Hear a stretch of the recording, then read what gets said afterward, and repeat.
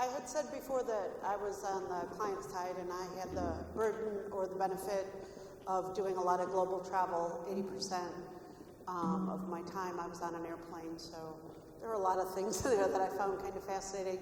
One of which was when I dropped down from having the premium executive highest level status. I had that on 7 different airlines at the same time. That's a little scary to admit. But it's amazing how many people forgot about me. And I had that same little tracking number, but when I lost my status, I became a non-entity. So I don't know, there's something interesting there to do with following the journey. Right now what I'd like to do though is shift gears a little bit and back to what our key question is for this whole module this afternoon of the connection between research and the client success. And I'd like to introduce Steve Phillips, and he's going to moderate a panel for a while and get some really fascinating conversation and ideas out. Steve is here from Zappy Store. If this is your first IIeX experience, then you've noticed today that they are our title sponsor. If you've been to other IIeX, you've noticed that Zappy Store is a permanent partner and part of what makes this happen. All of our sponsors, we're very grateful for every contribution. Zappy Store, thank you for standing side by side with us on this amazing journey of shaking up the industry and getting provocative and disruptive. So Steve has been in this industry for many, many years. We don't need a number. I don't like to have a number put on how long my experience was. I don't need anybody else to. Let's just say that it's been more than 5 years. But for the first time when he was going through customs, he put on his form that he worked in technology because that's more and more what his job is. And while we all come from market research in different ways of using it or doing it, many of us are evolving into technology. So it's a new, brave world out there. Steve is going to introduce the panel. We'll have time to hear all their points of view and also do some questions. So I leave you with Zappy Store and Steve. Thank you. You don't need this, right? No. Okay, so we can all, sit down and grab yourself some water. So we've got 40 minutes, and I want to make it as interactive as possible. So we've got some stories that we'll talk through from the client side, but can I make a request? Can as many of you as possible come closer? Largely because it will make it a bit more inclusive, but it's also because if you've got questions or comments, it's hard for me to see because of the lights. So it would be much, much better, please. Let's try and make this as fun and interactive as possible. Thank you, guys. Thank you for coming up. So what we're going to do, this is, after all, the Insight Innovation Exchange, so we're going to be talking about innovation. And it's about trying to understand how innovation has actually happened. So how clients have worked with agencies, worked with technology partners, worked with other companies to get innovation happening within their areas. So we'll talk about some practical examples. I'll let the panels just chat amongst themselves when they want to, but also we'll have some space at the end for questions. If you've got a burning question about something that's happening, we're talking about, fire up as well. So let's try and make this as interactive as possible. So firstly, I'm going to introduce the panel one by one. And firstly, I have Carly on my left. She is from Shortlist Media. And we were chatting about some innovations that you've been looking around, dashboarding, and there's a new project you were looking at. And what I wanted to do is get the panelists to start thinking, what was the trigger, what was the spark that created the need for innovation? I'm less interested at this stage in what the innovation itself is, and more about the process of trying to create and drive that innovation through an organisation. Anyone who's been involved in innovation will know it's not just the idea of coming up with the idea, it's 1% inspiration and 99% perspiration. And so hopefully we'll find out some tips and tricks of going through the process of creating, but also disseminating, rolling out that innovation across organisations. So Carly, if you want to tell us a little bit. So I guess I'll start with the dashboard that we were talking about the other day. So my role, I sit within the commercial team, so we primarily have to provide a lot of research to the teams making to clients and agencies. Is this mic on? Oh, okay. Shall I shout? I can't shout very well. Is that any better? I think the mic is not working. Yeah. Is that better? Hey. Okay, I'll start again.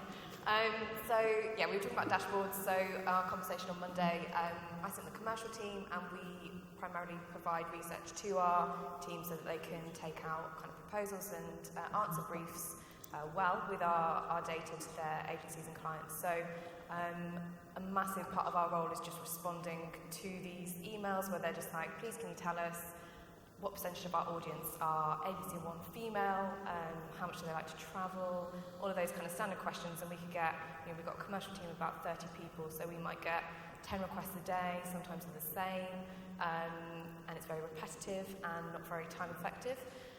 So our thoughts were we need something where our commercial team can just go and find this information for themselves, and we don't have to be sending it to them and kind of having that email exchange all throughout the day and not using our time effectively. So we're starting to look at using this dashboard system so that it will be part of their, hopefully, you go off their own back just to log in and be able to find this information really quickly and easily.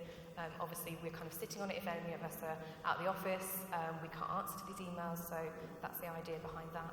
And yeah, it's just going to be the challenge of getting them to use it regularly and not use us all the time to come to. So I was going to ask, related to that, it sounds like the innovation challenge is not necessarily the hardest bit, but it's going to be stopping them sending you bloody emails. Yeah, pretty much. and use the dashboard instead. Yeah, absolutely. So have you thought through how you're going to approach that challenge? Shout at them a lot, refuse to respond to emails. I think it's an ongoing conversation, really. It's a big part of our decision on whether we invest in it or not is whether they're actually going to use it. So I think we're ideally going to trial something initially, just kind of get an idea whether they find it, we think it's a great idea, will they think it's a good idea, will it be easy to use? That's really important. And then just kind of, drilling it to them. We're not going to answer emails, so if you want these stats, you're going to have to go there, otherwise you're not going to get them. Just leave your out of office on for a Pretty month. much, yeah. News desks. Great. Thank you, Carly. And next, Andre from Nestle. And do you want to tell us a little bit about your role and some of the innovation you've been involved in? Sure. Well, first of all, what I need to start with is basically a discussion I had this morning when you came to me and said, are you looking forward to this discussion? And I looked at you and said, not really. So the only question I'm asking myself, how did I end up actually agreeing participating in this? So, quite seriously. So, but since I somehow miraculously agreed to participate, the question I was asking myself, okay, what am I going to talk about? Because there's nothing new I can say, because I repeat the same message all the time. And I don't think I'm a very successful innovator in my company. So, and the question I was posing to myself was, so how come I've been in the company for quite a long time, like 6 years, and I have a mandate in R&D, in Nestle R&D, to innovate in a research space. And when I was coming to Nestle, I consider myself as a very innovative researcher on the agency side. So how come I have not been successful?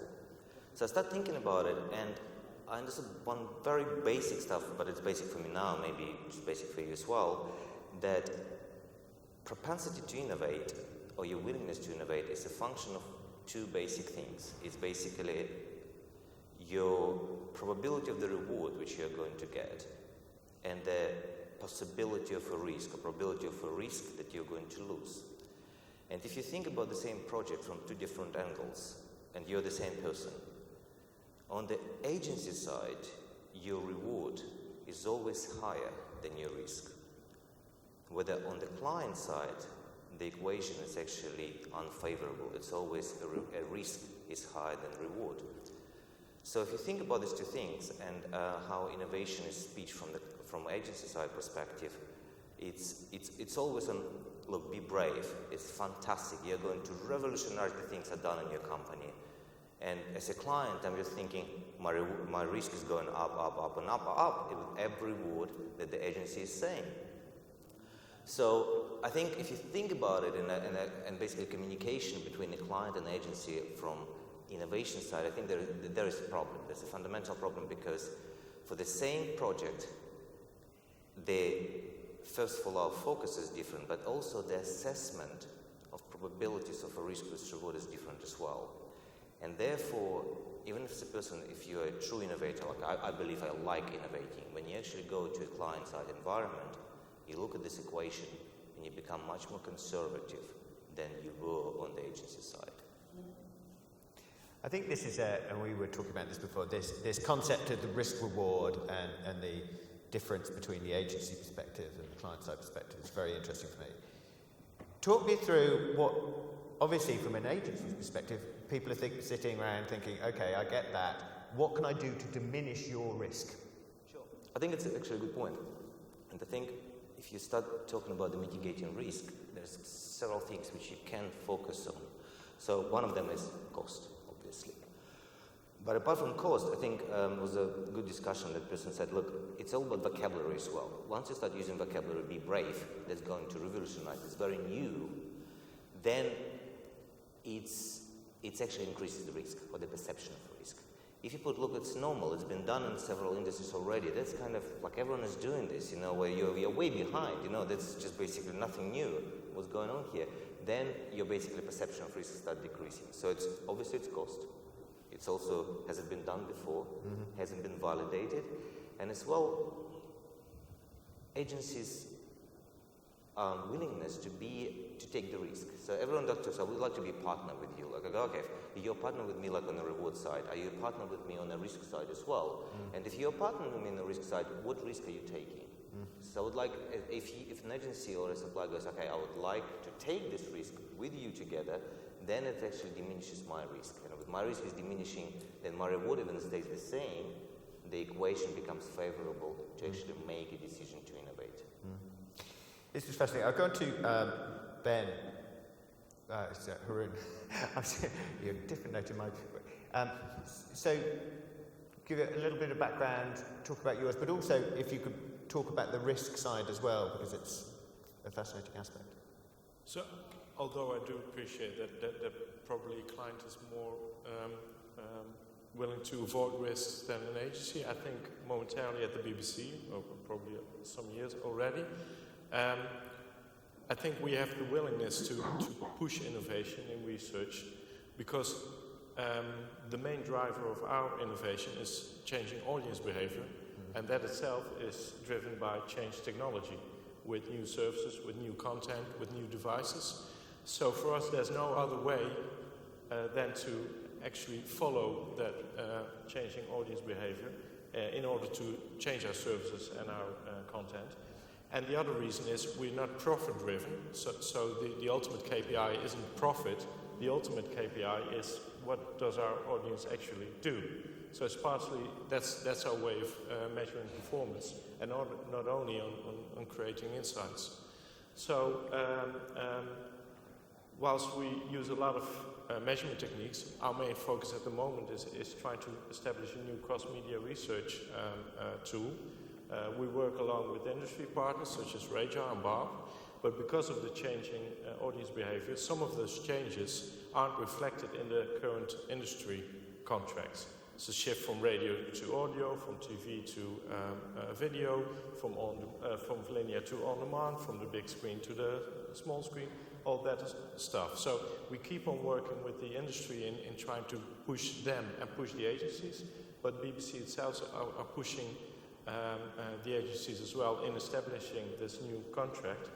And actually, at the same time, the changes started with changes in technology, and we want to make most of the new technologies also, be it other technologies, be it passive metering, be it making use of other data sources, of modeling techniques, data integration, stuff like that, in order to it used to be server-based, but it should be as simple as possible for both respondents, but ultimately also as simple for us to get that insight and performance within the BBC Corporation to establish that new research.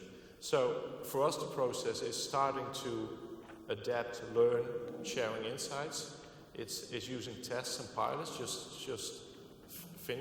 starting stuff, and then ultimately Also because we're a public service broadcaster, we have to procure following European procurement rules.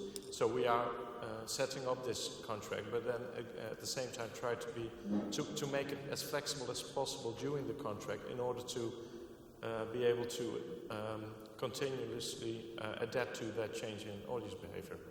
So it's a bit of a tricky balance. It sounded when we were talking about it a very different situation in some ways, in that you're almost being forced by a business situation, a changing market condition, to be innovative. It's not, you haven't started out gone, right, we want to innovate it's being forced upon you. Yeah.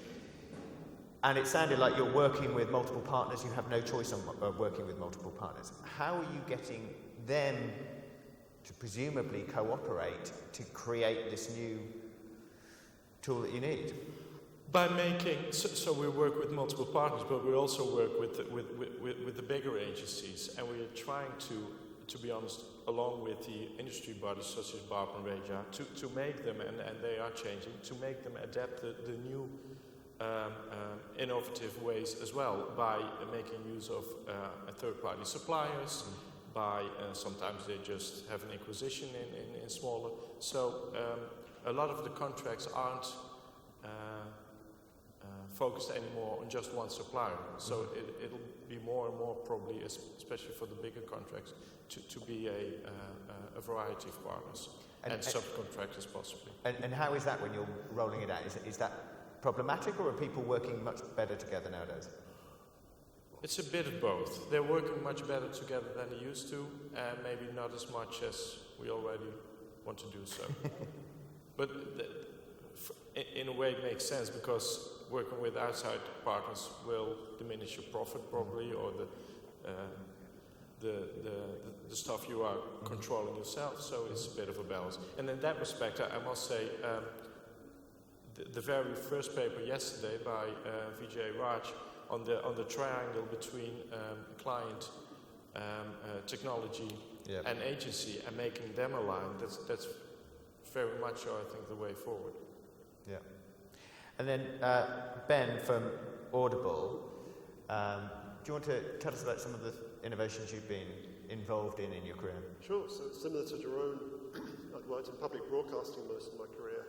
Previous life in the States, working for NPR, National Public Radio. I've always been on client side, and I've had lots of wins, but also a fair share of misses working with agencies, because there's such a high expectation that if you spend X amount of dollars on a project with an agency, that you have to deliver. Very high bar for innovation, and so we were encouraged and saw an opportunity to do an ethnography study about 8 or 9 years ago, which was still back then in its infancy. But I had always kind of shared the story of how the audience was behaving, first through syndicated, nationally representative radio ratings, and then I had kind of lowered the bar somewhat by introducing an online panel, and then suddenly the numbers didn't really kind of make everyone comfortable, and then to go down to ethnography with a very, very small sample, and trying to convey that this was not, representative, but these would tell us stories that we could not tap into until we do this kind of study. And I made my fair share of errors in this. I think one of them was trying to explain that transition down from national rep to an online panel down to a very small sample of ethnography, just a handful of families that we would track over a couple of weeks. So that was one challenge, that just that, yes, Ben, you're trying to be innovative and try new techniques and bring us new stories and help us understand the broader media day. But they just did not, our stakeholders just did not feel comfortable with what we were saying. And then the second challenge was with the agency. They were new to us, and back then I realized now I did not do enough kind of hand-holding and kind of explaining, here's all the things we know about our audience. And instead, when they were able to make findings and insights, it kind of brought us exactly to where we were already. We had a fairly detailed picture of the audience, and they kind of hit that bar, hit those points, said, look, see, it fits. I know we had to go much, much further. The only reason we did this study was to take our storytelling and our understanding of the audience to a much higher level. So those were my errors on my part, and it's a steep learning curve, but I think overall it is very, very hard for agencies to make that successful transition.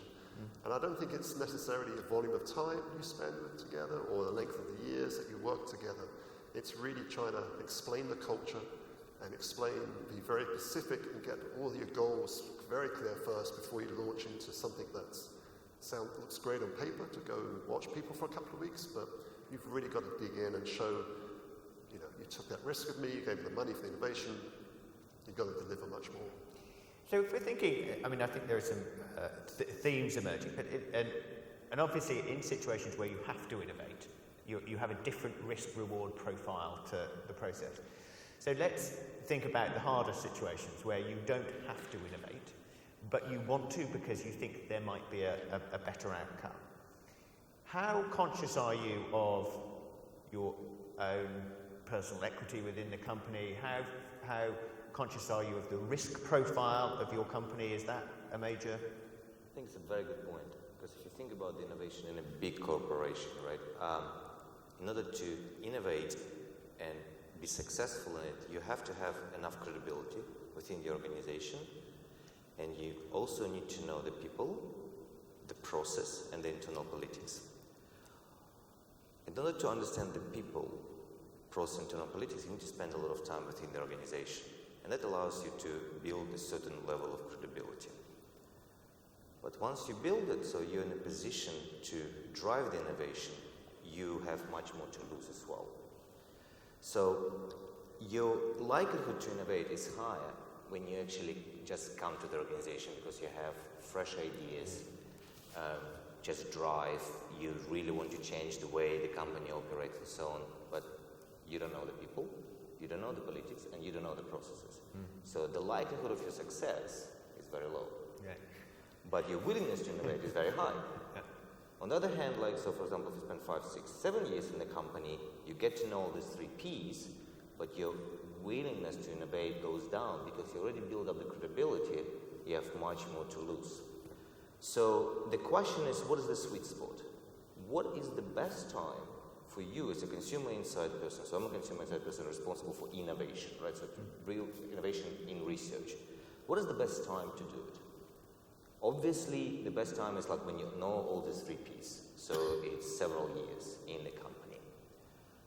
But your credibility should be also enough so you take the risk, and if it doesn't work out, you still have enough credibility to bounce back. Yeah.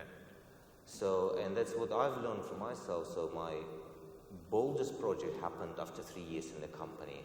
It was a failure, like a big failure, and my credibility diminished a lot. So it took me another 2 years to come back. But it was enough equity to bounce back. But if your equity is lower than the risk, then there is no way you can make the decision because you're out of the company if something goes wrong. So it has to be the right sweet spot to make a decision to innovate.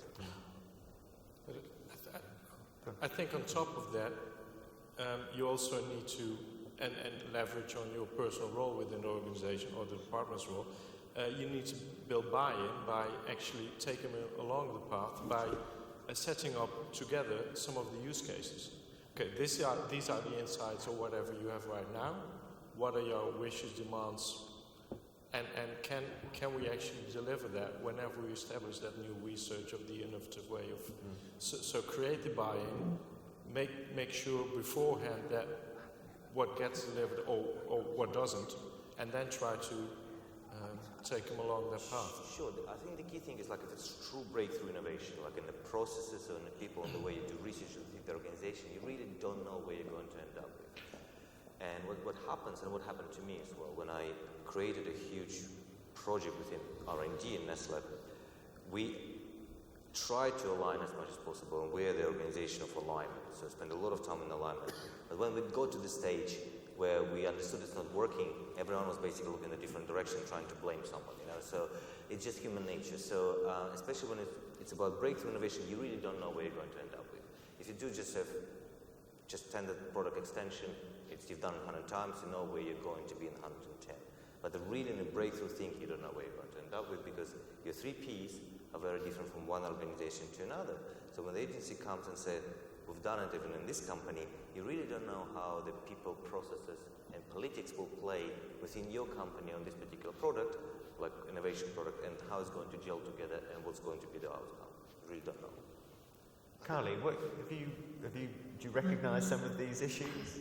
Kind of, but I think, we're much smaller, so I think our process is very much, I've got to pitch it to my line manager and then to his, and the whole company has got you basically have to get everyone behind you, and then everyone kind of takes a little bit of that responsibility, whether it's a failure and even more so for success, then obviously everyone will take credit for that then. Right. But it's a much more kind of, I guess, being smaller, it's And the risk associated with?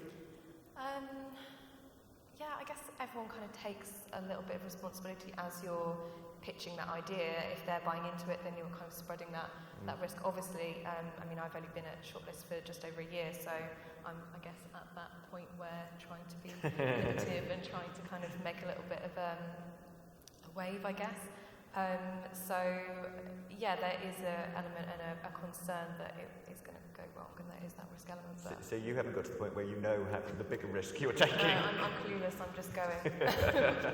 So you'll get to the point. Ben? I think timing's a really good question. I'm new at Audible, been there about 4 or 5 months, and I've been trying to accumulate a lot of early wins to then open that door and bring in something that they've never seen before, and then get that comfort level, and then innovate some more internally, and then bring in other partners that I think can really add some value to what they currently have. So I think it's getting that momentum, but also being, I guess, more strategic in when to bring outside agencies in, because I think they can serve a really valuable purpose. But I think it is, there's a lot of risk as well. When you're talking about bringing in outside partners, going on to that as an issue, how clear are you being with them about the risks that you're taking internally? How closely aligned is that partnership? Or is it you're getting them to build something but you're taking responsibility? John? Yeah? I think it's actually a good point, because agencies who are very innovative, usually they're kind of an alpha personality, that they're in a very risk-taking behavior. So when you actually sit down with them and try to align and trying to explain to them the internal politics, processes, people, the risk you're taking, I think they hear it, but they cannot internalize it, because what made them successful as innovators in the agency side is risk-taking behavior. And by definition, that means that they somehow in their brain, they underplay the possibility of a failure. That's why they go into such a risky business. And though if you even talk to them about it, they don't really internalize it in the same way that I internalize the risk. And that's why I'm in the corporate world and they're in the agency world. So yes, we do talk. Yes, we do align. I don't think that really innovative agency people from there, they really internalize it really well. So are you trying to find less innovative agencies to innovate with? That's probably, I don't know. But I think it goes the other way around as well. If you have an established relationship with an agency, sometimes on a bigger project, then they do know what's going on, the political process, stuff like that. But then if you then midway or somewhere down the line want to innovate, then you run the risk of them being much more risk averse than they actually should be. Sure, on the agency side, yeah, sure, because they have more to lose. Yeah. If you have a new agency coming in, what have to lose? It doesn't work, they'll go to Unilever. Big deal. Yeah. Anyone else on partnerships and thoughts on how you?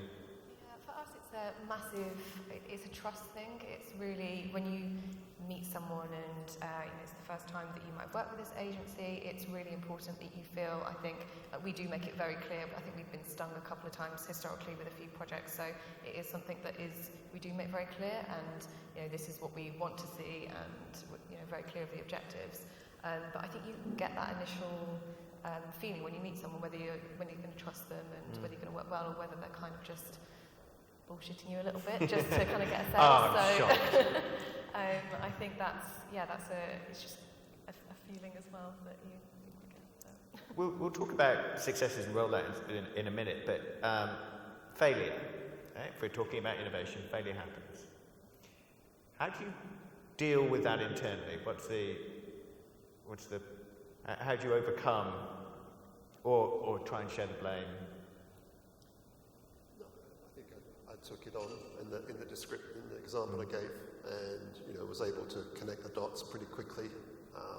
And I think that in itself, at least in my case, kind of minimized the damage on myself, and you just take those learnings to the next time. I think overall, agencies can also convey their own insights and wisdom and past experience with clients and say, look, this is, they've been on the other side of the table. They can say, look, these are the kind of things you made that may be some barriers to overcome. So, if you're both got that dialogue going from both sides, then I think you can minimize the potential dangers there. Possibly, if you're lucky, try to already think of a fallback scenario. Right. So hopefully you don't have to play that one, but yeah, be open about the risk beforehand. Be open and take the blame or whatever. But then, hopefully, in the same conversation, you would have a talk about the alternative. I think being open about the risk is really important, because if you're not binary in your communication with your senior manager, so it's basically not, it's going to be success. It's definitely going to be successful. Usually agencies, the way they pitch, if you're much more like probabilistic and say, look, there is like a 40% success, 60% failure, you fail, you go, I told you it was 60% failure. So I think it's just you cover your bases. Just try to. So English is not my language, so there's another word coming in. But so I think it's like in terms of the vocabulary which you're using with your senior management. I think if you start using probabilistic assessment in terms of the probability of this innovation to succeed, that creates a positive outcome even if you fail. Well, let's talk about. Let's say you've gone through the innovation process, right? You've partnered with some agencies that worked. You've come up with an innovation, so closer to what you've been through, Colin. Rollout. So you know you can do whatever it is you want to do, but with any innovation, there is a behaviour change issue.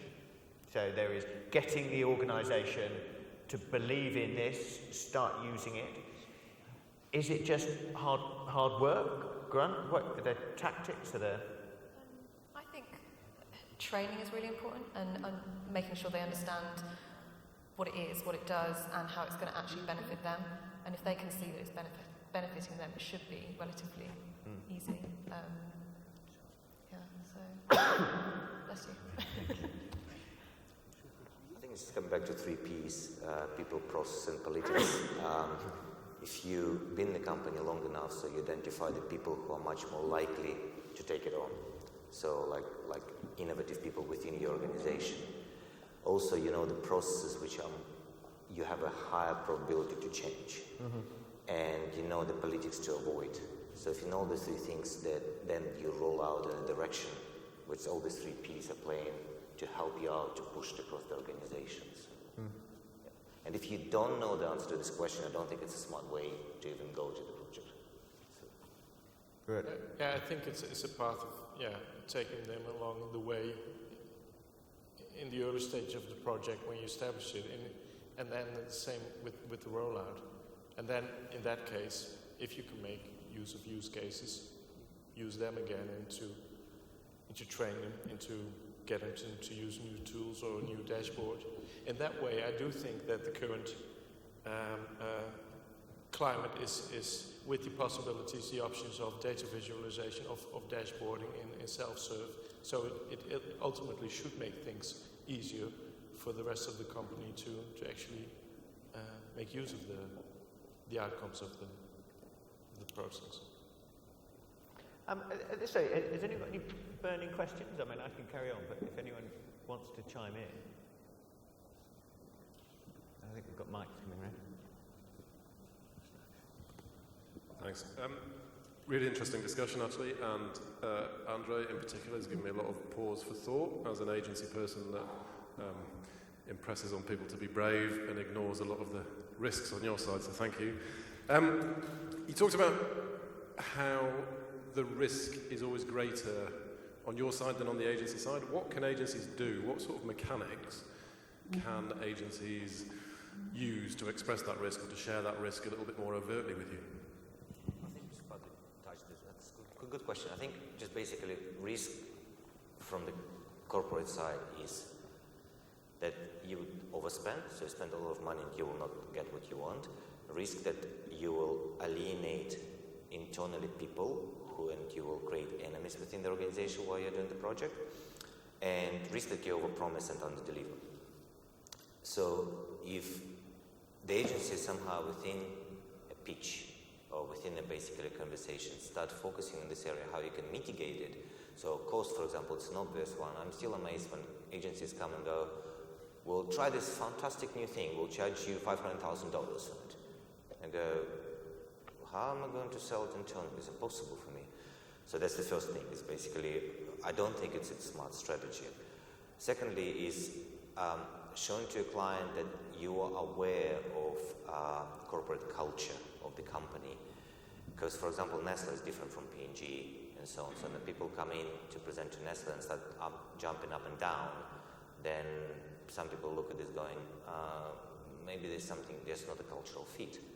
You know, so you need to understand the fit as well, and you need to give enough confidence for a client that you are flexible enough to adjust and compromise to what you're doing, because a lot of agencies, you're very smart people, very determined as well, and you're going in this direction how it's supposed to be, and sometimes are not prepared to bend to the processes and internal politics of the organization, and makes it very uncomfortable for everyone, you know. So I think that's how you probably demonstrate your willingness to mitigate the risk for a client. Anyone else got any thoughts on that? Because obviously it's a key question for a lot of Carly. I think actually seeing how you've done something for other people and then seeing how that can fit in. If you really know who you are and what you do and make it really applicable, then you can kind of see, yeah, it worked for them and this is how it works, so therefore it could work for us. That's quite important. And free trials as well. Is there an element of stealth to this? It does sound like to avoid some of the risk, if you could do small scale pilots under the radar instead of trying to take something on? That's one way to do, but then if you're at a stage where it's going to be a proper project, then I do feel that whenever an agency can, at least for parts of that project, have a proven track record or proven cases, okay, maybe we haven't done the entire project, but actually element X, Y, and Z were successful, we're only going to assemble them, then yeah, it could be useful in both convincing the direct contract partner and the company behind him. Yeah. An agency can understand that you also have other ongoing internal projects and also other stakeholders internally. Anything you can do to kind of help that process along and take the reins with the project makes things on the client side just that much easier, and it makes, I know myself, much more comfortable. Yeah. Anyone else? Ray?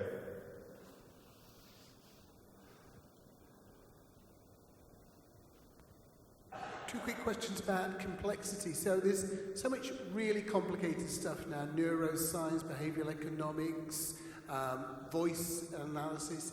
How do you assess this really technical stuff when agencies come into it to know whether it works? And the second part of the question is, can it be too clever because you won't be able to convince your internal people it works, even if you think it does?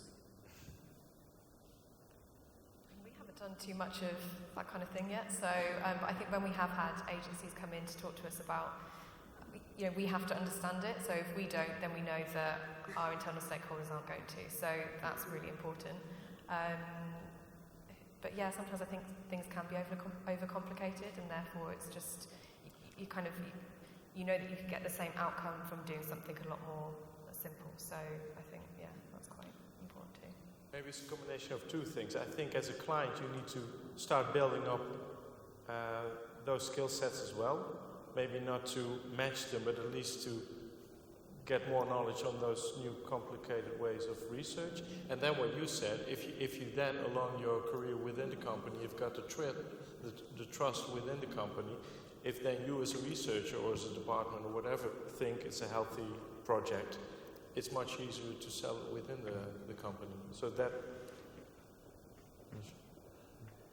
I think I'm probably an outlier here because I work in the Nestle Research Center and I have 400 plus scientists, like one of the best in the world, in each of the area which you just mentioned. So, and that's why some agencies just shy away from even coming to present. They just hate doing this because just sometimes they get destroyed. Scientists are not very politically correct people, you know. So Martin is laughing. He's been there, right? So you did this. It's a very challenging environment to present, right? Sorry? Yeah. So it's a very challenging environment to present for agencies. So I think it's not representative for me because I do experiment with voice recognition and stuff, but I have a lot of scientists internally who look at the methodology from the agency and said, yeah, probable, possible, absolute.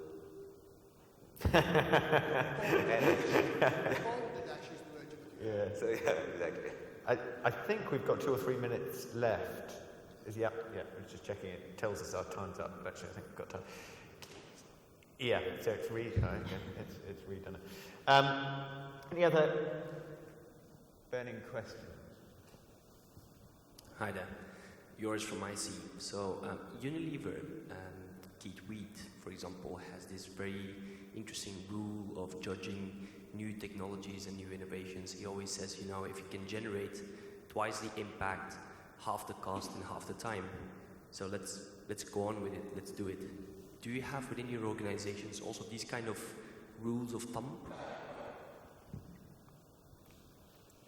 Not really. I mean, I guess for us, as long as it answers the objectives, it's a tricky one. We're a little bit more, do you want to do it? Yes. Why? And you have to pitch your reasons, and that's that. It's not our formal process as such, so not really from our side. For us, I mean, I think there's a very famous saying at Nestle, if only Nestle knew what Nestle knows. So I can't say yes or no because I'm not aware of it, but it might exist, you know. I don't know. The BBC, you have innovation in part of your DNA or not? Yeah, but not in the way, because there's no way of telling, okay, if we do this, then the turnover will be that, or if we, so. Not in those explicit terms, but I think it's always it's an extra challenge to expand the budget for insight work. That's the hardest challenge internally. Yeah. Even if you can show all these new services, even new techniques can get us an insight that our other media companies may not have, it's still ever so hard to expand the budget. Anyone else? Oh, and then one over there. It might be a slightly odd question, but if we talk about mitigating risk and that the agencies should take on a little bit of that risk to make it easier internally to sell in projects and to do innovation, I'm just trying to think with the banking world.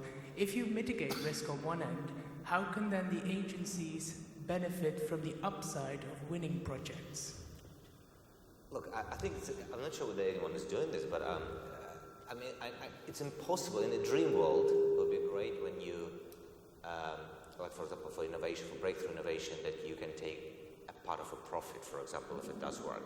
But we all know that there are so many factors which are playing into it that it's impossible to link it. So, look, it's a good question for a discussion. I think it would be great to find out an acceptable way of doing this, and I think it would be beneficial for everyone to increase the rate of innovation within the organization, because obviously if risk is important for us and we mitigate it, we're very happy to share the reward as well, you know, but just the way to do it is just, I don't know how. And in the media research market, there's another way. I've got a background in the Dutch media market that's pretty advanced. So whenever a big agency is taking some risk along with the client, but then make it into a success, they do have a proven track record for other markets in order to make it a success over there as well. So it's a way of gaining market share. There's another question over here. Yeah, Hubert Hofkegner from Pretty Key. Just one question. How, since you're mentioning the risk-reward balance, how aware is the in-house research function actually of the benefit it will be creating? We very often run into projects where the clients want to know that and that and that and that, but there's very little focus on what decision should be supported, what the alternative outcomes of decisions might be, which is the return on investment which the market researcher in the corporation generates. So are you tying into that reward, or are you not even being paid when these things turn out perfectly then in the end?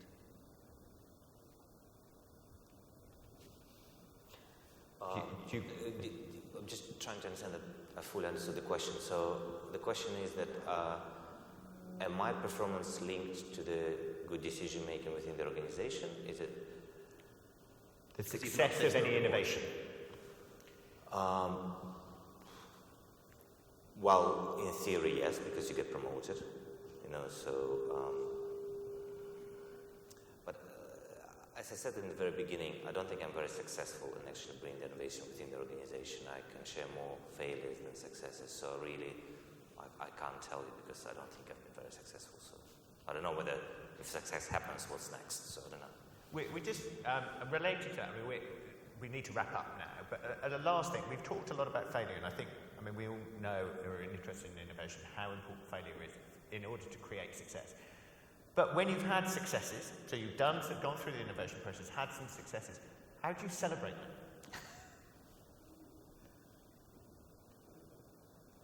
It's just relief. I don't really celebrate. Just like, thank God. So that's the climax of great innovation is relief. Yeah, pretty much. I don't think we celebrate it at all. Really? I mean, judging by our response, yeah. You can celebrate simply with the team you establish success with. Mm-hmm. The simple thing is a dinner, but maybe the real way of success is promotion or a growth of the team or whatever. It's sort of the spin-off. I think you asked a really good question, because if you think how our counterparts in marketing, for example, celebrate success, everyone knows about their successes, like everyone talks about them, they're very vocal. I think consumer insight people, just a bit more modest within the organization, and that's a really good question. I don't think we do celebrate. I think we should. You're kind of expected that it will work. So, yeah.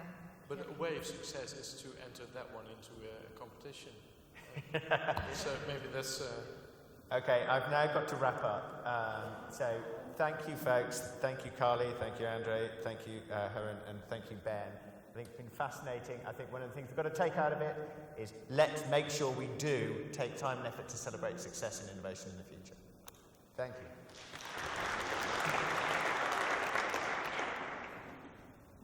Huge thanks to all these guys here on our